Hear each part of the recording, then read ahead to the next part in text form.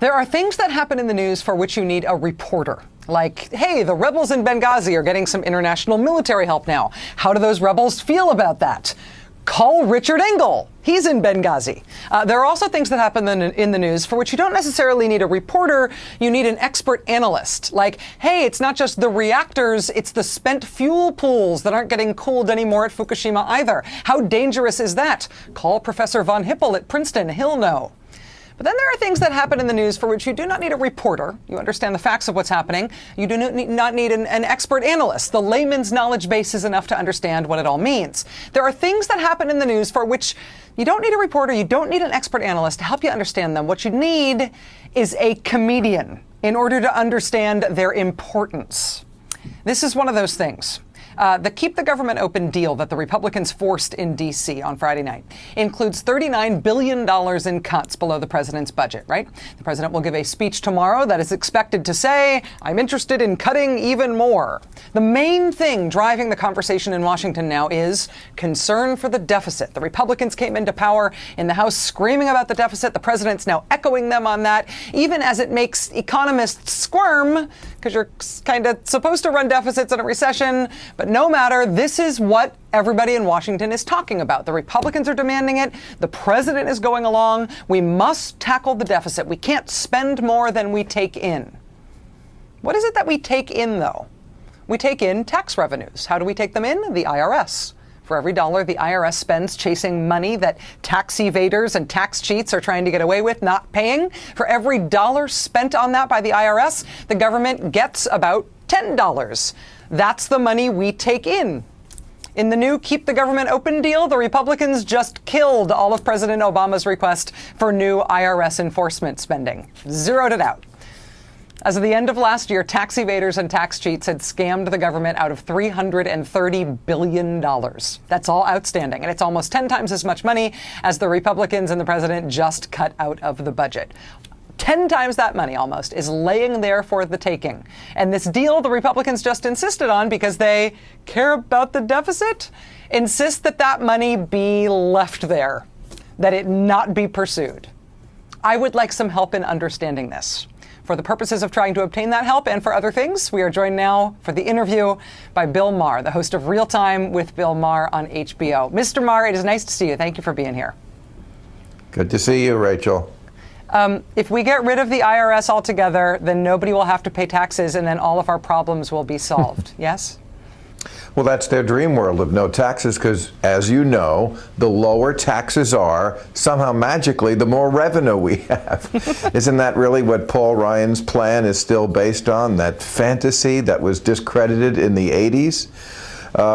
But I think even more, it shows that they are always trying to somehow screw the present for the future. You know, cutting nutrition for premature babies, for example, is going to cost us so much more down the road in healthcare costs.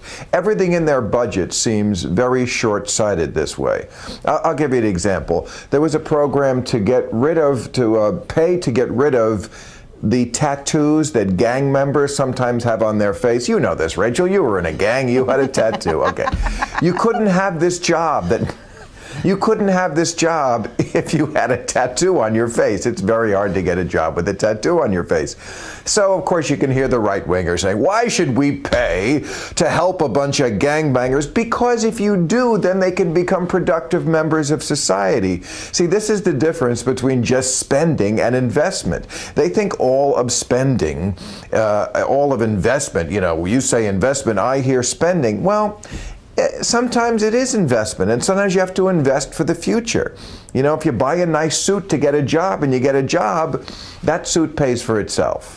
You know, and that I think is exactly right, that's sort of the discussion we ought to be having about investment versus austerity, about whether or not it is possible to sort of build our way out of the economic mess that we're in, or whether we have to hunker down and save our way out of the mess that we're in. And in the State of the Union address, the president took the investment line. We do big things. He's expected to make another big speech tomorrow on the economy. I don't expect him to say we do big things anymore, do you? No, because once again, the Republicans do their trick, and he falls into it. And their trick, of course, is to stake out a position so far on the right that when you come back to the middle, it's not really the middle anymore. And that's what they did with this Paul Ryan budget plan, which, of course, all over the idiot media talking about how brave he is. I hear commentators, yes, well, he was the first one to put everything on the table. No, he didn't put everything on the table. He didn't put defense on the table. That's not touched. Social Security, where is the courage in this plan of his?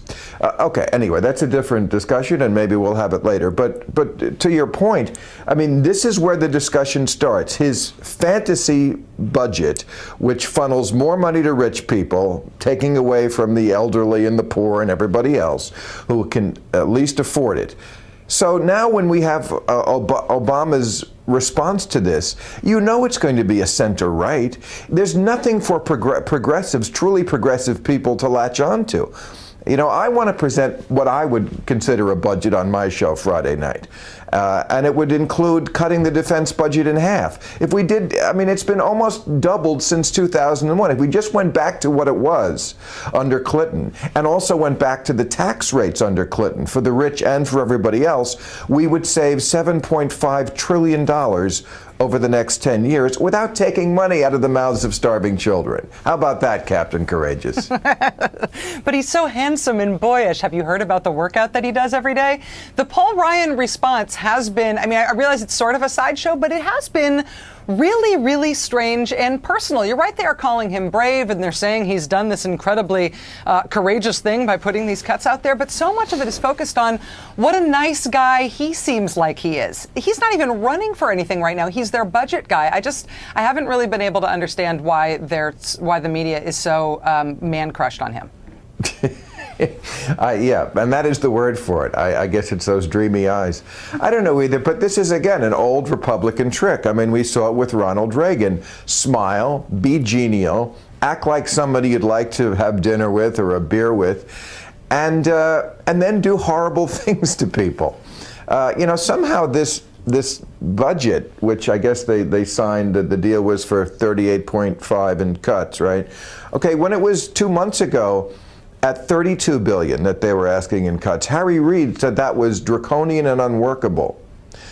And then somehow they get up to $38.5 billion in cuts, and Obama calls it historic. I don't think they're winning. Yeah.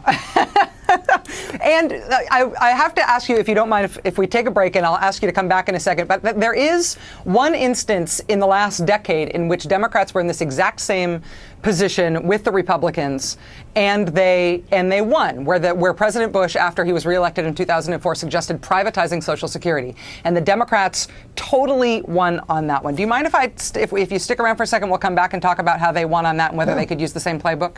All right, sure. Bill Maher joining us here. We will be right back. I'm very excited.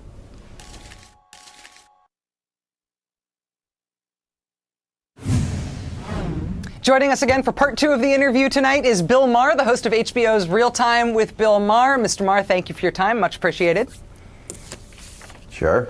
The Republicans right now are proposing abolishing Medicare by privatizing it. That is the Paul Ryan plan.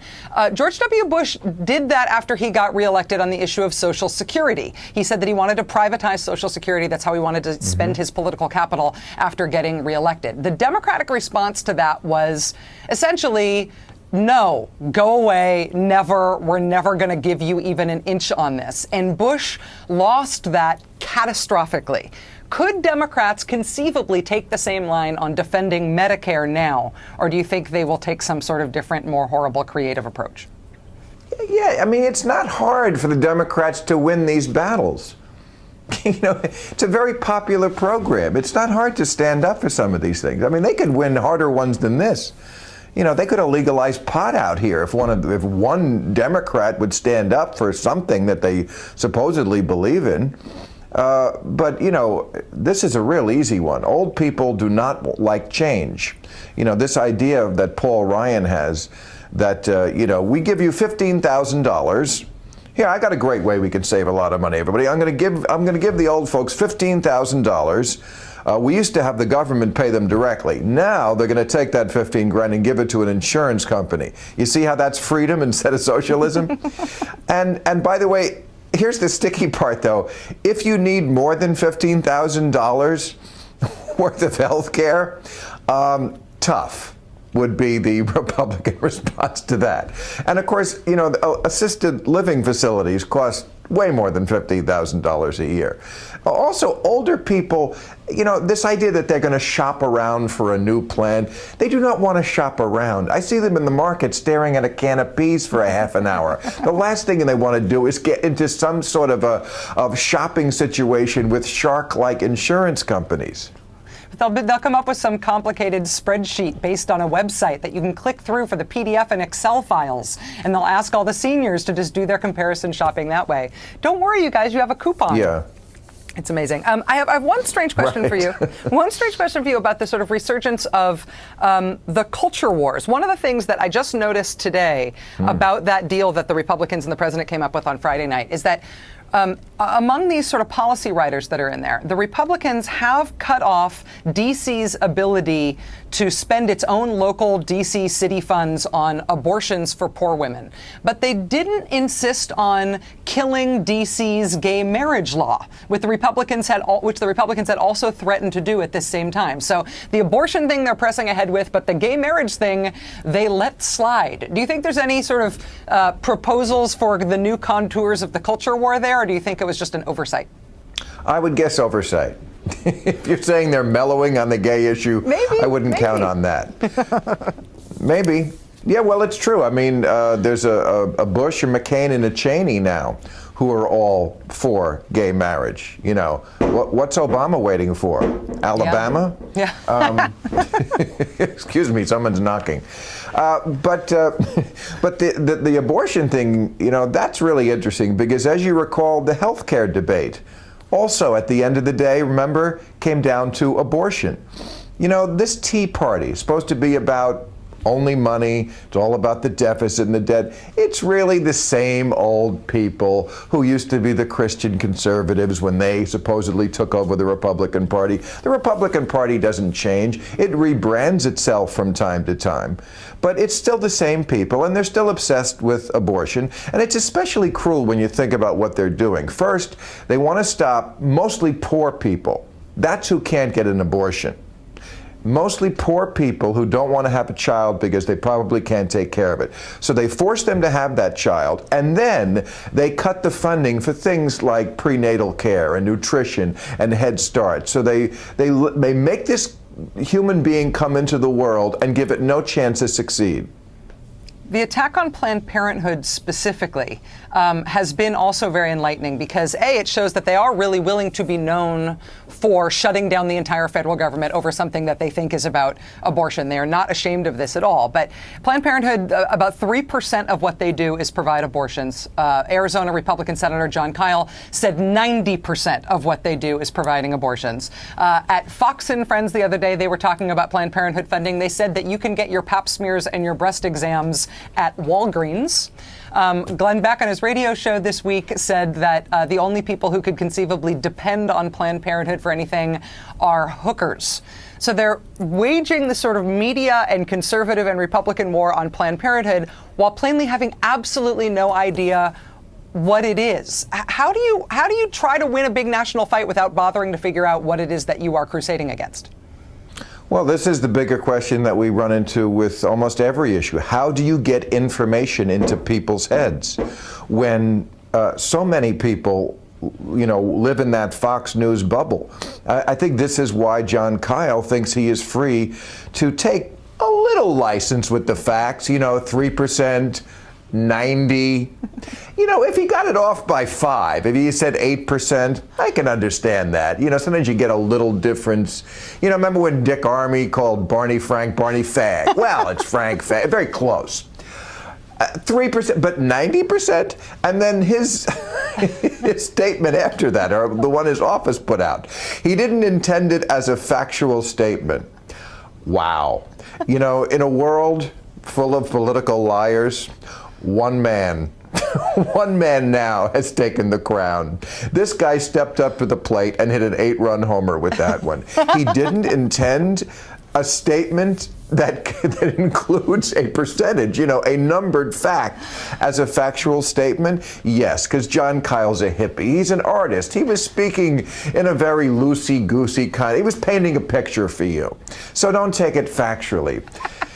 I don't know what to say about these people, Rachel. I hate them as much as you do. I think you have just identified, though, the true brave man in Washington. Paul Ryan may be very pretty, but John Kyle is very, very brave.